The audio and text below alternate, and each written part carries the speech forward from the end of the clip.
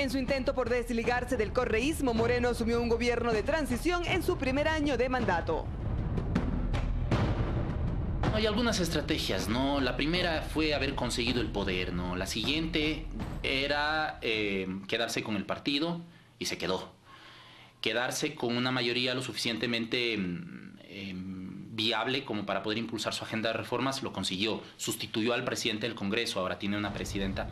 La primera estrategia política del gobierno se realizó en junio del 2017, cuando Moreno decretó el diálogo social nacional con los diversos actores sociales para lograr acuerdos. El diálogo resultó para Moreno la oportunidad para aliarse con sectores a los que el anterior gobierno enfrentó, como los medios de comunicación. Eso ayudó a dar un viraje en su modelo. Yo no puedo solo, dice el presidente Moreno. Yo no puedo solo, necesito de la sociedad civil, de los medios de comunicación, de la justicia institucional, necesito de una serie de actores. Bueno, esa serie de actores logró consolidarlos ahí. Sin embargo, para la oposición ecuatoriana, Moreno cometió su primer error político, justamente con ese diálogo nacional. El gobierno cometió un gran error y es creer que tenía que hacer caso a quienes deslegitimaron su victoria. Creyó que tenía que abrir el abanico para contentar a todos. Si usted ve esto en el campo productivo, se reunió con todos los sectores y definieron 100 prioridades. ¿Cómo usted tiene gobernabilidad con la definición de 100 prioridades? Este gobierno ha estado marcado por los intentos de cambiar la estructura institucional que heredó de su antecesor. Ello originó la consulta popular en febrero pasado, la cual viabilizó la conformación de un Consejo de Participación Ciudadana y Control Social Transitorio. También permitió eliminar la reelección indefinida y derogar la ley de plusvalía. El Consejo de Participación Transitorio removió a 28 autoridades de control. Lo que está sucediendo ahora en esta recomposición de las instituciones, de los pactos institucionales, de los acuerdos de poder, es lo que siempre ha sucedido. Siempre ha sucedido. Cada vez que hay una nueva estructura de poder, hay también una nueva distribución de los equilibrios de poder. Para el analista Diego Ordóñez, el gobierno de Moreno comenzará realmente a desligarse del correísmo cuando cambie la estructura legal del Estado impuesta en la Constitución de Montecristi. El Consejo de la Judicatura actuó como actuó porque tiene una ley que le permitía hacerlo. Eso tiene que modificarse. Pues nada de eso estamos discutiendo. Nada de eso estamos resolviendo. Estamos simplemente pensando que con cambiar las personas, ¿no?, el modelo cambia. Desde un comienzo, el jefe de Estado manejó un discurso de combate a las actividades ilícitas, cuyo remesón empezó en junio del 2017 con las denuncias de corrupción en contra de su ex vicepresidente Jorge Glass, que concluyó en su destitución y posterior encarcelamiento. Asimismo, Moreno denunció que fueron identificadas más de 640 obras con problemas de corrupción durante el gobierno de Rafael Correa. Nadie me venga a decir, y peor un exmandatario, no tiene derecho a decirme que las obras en las que ha ido Coimas son buenas obras. Mentira. Para este analista político, la etapa de transición acabó y ahora Moreno inicia una segunda fase en su mandato que se evidenció con el primer veto total de la ley anticorrupción presentada por la Asamblea Nacional. El veto no es el hito. El hito se fue construyendo con el transcurso del tiempo. El veto es el síntoma. Y a través de ese síntoma se expresa una serie de acuerdos institucionales. Entonces, de ahora en adelante se viene lo más complicado de la política, ¿no? Que es conseguir que se imponga su agenda de reformas. El desafío ahora es mantener los equilibrios de poder ya alcanzados.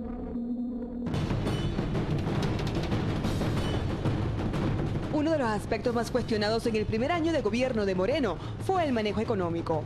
El primer mandatario realizó en 3 ocasiones la emisión de bonos por 2.000, 2.500 y 3.000 millones de dólares, siguiendo con la política de alto endeudamiento heredado de su antecesor Rafael Correa. El régimen pasado, si bien se endeudaba, era endeudamiento interno. Un endeudamiento que es distinto porque ahora es endeudamiento externo. En ese sentido, en el largo plazo esto podría ser perjudicial para la economía, porque cuando yo me endeudo dentro del país, ese dinero cuando yo lo pago termina estando dentro del país y se queda circulando dentro del país. Ahora, cuando yo tomo deuda externa, en un futuro, cuando yo tengo que pagar esa deuda, es dinero que sale de la economía y en ese sentido el impacto sobre la balanza de pagos es distinto.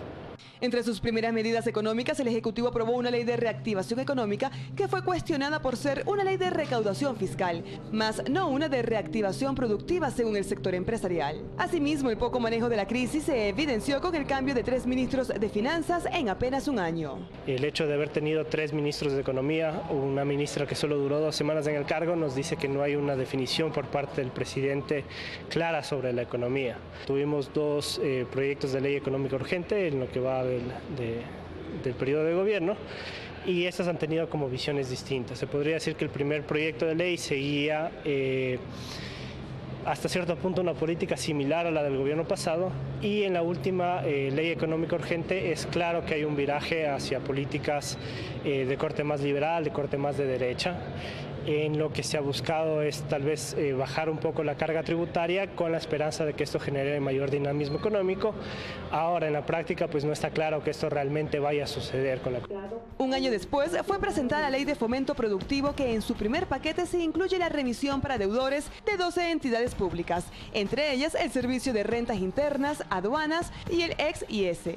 Más de 50.000 personas han acudido a las oficinas de Servicio de Rentas Internas a acogerse a esa remisión, y son cerca de 50 millones de dólares. La reforma también estableció beneficios para las nuevas inversiones, como la exoneración del pago del impuesto a la renta por inversiones en industrias básicas durante 15 años. En cantones fronterizos son 5 años más. Otro beneficio fue la exoneración del impuesto a la salida de divisas para nuevas inversiones productivas en la importación de insumos y bienes de capital. Tenemos ahora el escenario ideal, la seguridad jurídica, la previsibilidad, confianza, arbitraje internacional para retornar capitales, para atraer la inversión extranjera. El alza del precio del petróleo y una mayor recaudación tributaria motivaron la reducción del déficit fiscal entre enero y agosto de este año. En este periodo el déficit se ubicó en 996 millones, mientras que en el mismo lapso del 2017 fue de 2.146 millones, es decir, la brecha fiscal se redujo 1.149 millones. En total, el SRI recaudó en el octavo mes de este año 1.088 millones, es decir,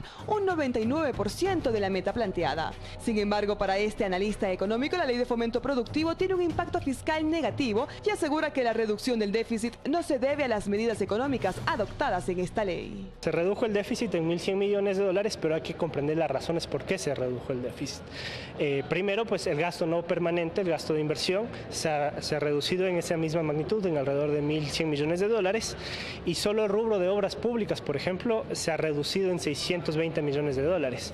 En lo fiscal, el cambio medular en esta administración plantea que no existe techo al endeudamiento durante 3 años, es decir, hasta el 2021. Antes de la ley, estaba en vigencia un límite del 40% del endeudamiento con respecto al Producto Interno Bruto.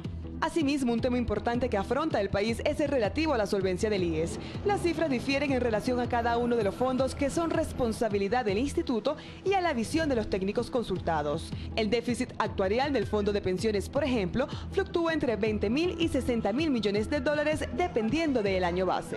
Ha quebrado el IES. En el ámbito petrolero, el gobierno ha impulsado varias rondas petroleras. Por otra parte, Moreno sostuvo que fue una enorme irresponsabilidad lo realizado en el proceso de repotenciación de la refinería de Esmeraldas. Sobre la del Pacífico, descartó el proyecto si no hay inversionistas.